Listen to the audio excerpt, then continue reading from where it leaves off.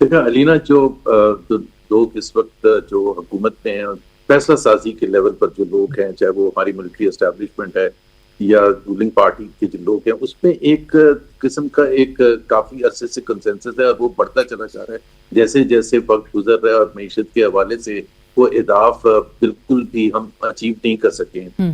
تو بہت سے ایکشنز لیے جا رہے ہیں، جیسے بورڈ آف انویسٹمنٹ کو ضم کر دینا ایس آئی ایف سی میں۔ وہ تو چھوٹا ایک معاملہ ہے، تو بہت سیریس معاملہ، بٹ میں اس پر فوکس نہیں کرنا چاہتا۔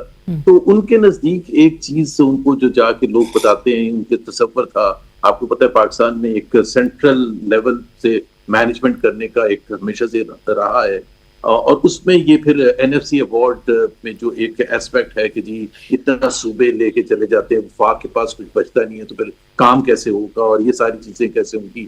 اسی کے ساتھ صوبوں میں، یا جس طرح کراچی کے حوالے سے بہت بعض وفاق کے گشت ہے زیر کہ انتظام۔ کراچی اتنا خراب چل رہا ہے، فائنینشیل ہب ہے، ایسا تو نہیں چل سکتا۔ فائنینشیل ہب اگر ایسے رہے گا تو پاکستان کیسے آگے جائے گا؟ یہ بڑا جینوین ایک کوسچن ہے۔